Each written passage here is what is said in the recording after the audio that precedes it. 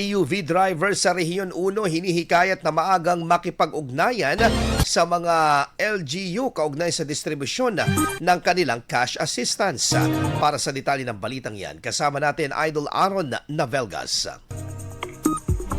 104.7 IFM. Report!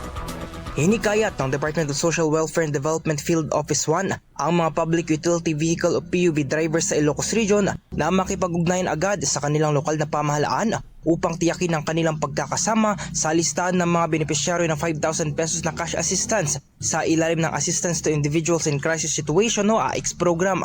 Ayon kay Regional Director Marie Angela Gopalan, mahalagang binipikahin ng mga driver ang kanilang karapatan sa benepisyo sa pamamagitan ng opisyal na listahan na isinumiti ng mga LGU at katuwang na ahensya upang maiwasan ang pagkaantala sa payout. Pinayuhan din ng mga driver na ihanda ang kanilang valid driver's license at iba pang kinakailangang dokumento para sa mas mabilis at maayos na distribusyon ng tulong. Ayon sa tanggapan, tanging ang mga nakasama sa validated list ng mga benepisyaryo ang makakatanggap ng cash assistance na layong suportahan ang mga driver na apektado ng patuloy na pagtaas ng presyo ng krudo.